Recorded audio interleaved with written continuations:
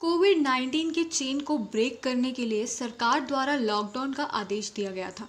बाजार और लोकल जगहों का बंद करना बेहद ज़रूरी हो गया था। और इस बीच अगर किसी बिजनेस का सबसे ज़्यादा फायदा हुआ है तो वो है ऑनलाइन मार्केटिंग। लोग घरों में कैद अपने लिए ऑनलाइन शॉपिंग कर रहे हैं। और एक शॉपिंग करने वाले के लिए कोई अच्छी क्वालिटी की चीज़ चीप दाम पर मिल जाए और उसके मुताबिक सब कुछ होता जाए, तो इससे अच्छी डील हो ही क्या सकती है। चीप दाम पर अच्छा सामान, इस कंसेप्ट का इस्तेमाल कर रहे हैं ऑनलाइन फ्रॉड्स या ऑनलाइन कॉन्स। ये जो ठगी हैं ये क्या कर रहे हैं कि इस कंसेप्ट का इस्तेमाल करके लोगों को लुभा रहे हैं उनका सामान खरीदने के लिए और ऑनलाइन पेमेंट करने के लिए। इसी के कारण पिछले 2 महीने में 2700 लोगों ने कंप्लेन दर्ज की है कि उनके साथ ऐसे घोटाले हुए हैं। और देखा जाए तो 90 लाख रुपए का घोटाला पाया गया है। और इसके अंदर क्रेडिट कार्ड की क्लोनिंग भी शामिल है। दैनिक भास्कर ने साइबर एक्सपर्ट मनप्रीत के कुछ पॉइंट्स डिस्कस किए हैं। आपको ये ज़रूर देखना चाहिए। कंपनियों या बैंकों की असली वेबसाइट खोलने पर एड्रेस बार में HTTPS लिखा होता है, जबकि फेक वेबसाइट पर एड्रेस बार में सिर्फ HTTP लिखा होता है। फेक वेबसाइट में कंपनी के नाम की स्पेलिंग में कुछ एरर ज़रूर होता है। जब भी कोई पर्सनल जानकारी मांगे तो शक करना चाहिए या आपके खुद के भी क्वेश्चंस होने चाहिए, क्योंकि बैंक या कंपनी ऐसी जानकारी कभी नहीं मांगता। बैंक द्वारा कभी OTP नंबर नहीं मांगा जाता। फ्रॉड्स हैं किन 3 चीज़ों पर मतलब हमें बेवकूफ़ बना रहे हैं। तो एक कंज्यूमर के लिए 3 इम्पॉर्टेंट फैक्टर्स ये होते हैं कि जो उसका सामान है उसकी जो क्वालिटी है वो बहुत अच्छी होनी चाहिए। दूसरा ये कि वो अफोर्डेबल प्राइस पे मिलना चाहिए। और तीसरा ये कि उसकी जो अवेलेबिलिटी है वो काफ़ी ईजी होनी चाहिए और किसी ऐसी जगह होनी चाहिए जहाँ पे हम यकीन कर सकें। वहीं पर अगर हम देखें कि एक प्रोड्यूसर कौन से फैक्टर्स पे काम करता है तो वो होता है फर्स्ट एडवर्टीजमेंट। यानी कि अगर उसकी एडवर्टीजमेंट किसी ऐसी जगह पे है जहाँ पर हम लोग यकीन करें, जहाँ पर हम लोग मान लें जैसे कि फेसबुक हो गया हो, इंस्टाग्राम हो गया हो, या कोई और नेटवर्किंग साइट जहाँ पे आजकल लोग ज़्यादा ऑनलाइन है, स्नैपचैट हो गया हो, अगर वहाँ पर उनकी एड्स आती हैं तो हम लोग मान जाते हैं कि हाँ ऐसा ही है और यही है। और दूसरा ये कि उनकी जो क्वालिटी है और जिस तरह से वो प्राइसेस शो कर रहे हैं उसका क्या फ़र्क पड़ता है। फॉर एग्जांपल आपने वो तो स्कीम सुनी होगी कि हम 100 नहीं कहते, हम 99 कहते हैं ताकि लोग कहेंगे अरे वाह इतना सस्ता।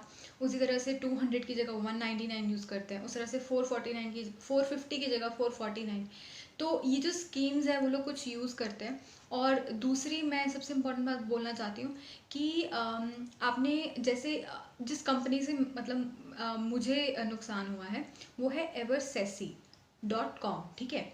लेकिन जो उनका नकली वेबसाइट है उसका नाम है eversessis.com। यानी कि जो एरर है काफ़ी आपको शो हो जाएगा। लेकिन चलिए अब मैं आपको अपना इंसिडेंट बताती हूँ। सबसे पहले तो मैं इंस्टाग्राम पर कुछ पोस्ट देख रही थी, उसमें से एक सेल थी शूज़ पे थी और वो एसीज की थी। मैंने उसका स्पेलिंग लिखा होगा कहीं साइट पर। अब ये जो साइट है मैंने इसके बारे में काफ़ी सुना था अपने दोस्तों से, क्योंकि दिल्ली में काफ़ी अच्छे शूज़ की इनके पास रेंज होती है, तो मैंने सोचा शायद ये सही रहेगा। तो 449 के ऑफ़र के हिसाब से मैंने अपना पर्टिकुलर प्रोडक्ट सिलेक्ट कर लिया और वहाँ पर मैंने पे भी कर दिया। अब मुझे मैसेज भी आ जाता है ईमेल पे और उसके बाद मुझे लगता है कि हाँ शायद मेरा जो ऑर्डर है वो कंफर्म हो चुका है। लेकिन 10-15 दिनों बाद जब मैं देखती हूँ कि कोई मैसेज नहीं आया है उस तरफ से ट्रैकिंग रिकॉर्ड का, तो मैंने साइट पर जाकर देखा तो मैंने देखा मेरे जैसे और भी बहुत सारे लोग हैं और उन्होंने वहाँ पे स्पेसिफिकली एक साइट पे लिखा था कि 2000 लोगों के साथ घपला हुआ है, उसमें से मैं भी एक थी। और साथ ही में मैंने देखा कि बहुत सारे लोगों ने कंप्लेन करने की कोशिश की। मैंने भी साइबर क्राइम में कंप्लेन की है, लेकिन बात यह है कि अभी तक कोई रिज़ल्ट सामने नहीं आए हैं। अगर आप लोगों को लगता है कि सिर्फ 2 ही हज़ार लोगों के साथ हुआ है तो मैं आपको बता दूं कि जिन लोगों ने लिखा है वो रिव्यूज़ 2000 हैं। इसके अलावा और भी लोग हैं जिन्होंने अभी तक कंप्लेन नहीं किया है।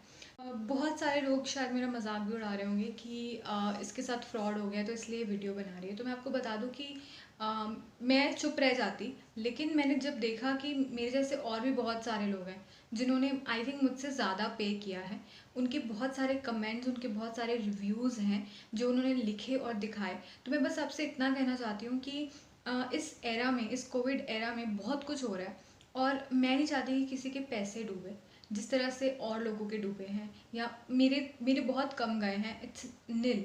बट जिन लोगों के ज़्यादा गए हैं, मैं उनकी तरफ से आपको ये बोल रही हूँ कि प्लीज़ आप थोड़ा ध्यान दें। आपको कुछ चीज़ें देखनी होंगी, उसके बाद आई एम श्योर कि आपके साथ ऐसा कुछ नहीं होगा।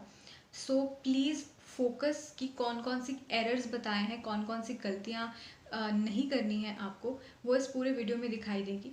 और अगर आप जानना चाहते हैं कि आपको साइबर क्राइम पे कंप्लेन कैसे करना है, तो मैंने उसके भी स्टेप्स आपको अपने स्क्रीन पर दिखाए हुए हैं। अगर आपको लगता है कि ये वीडियो काफ़ी इन्फॉर्मेटिव है, तो इसे प्लीज़ शेयर ज़रूर करें।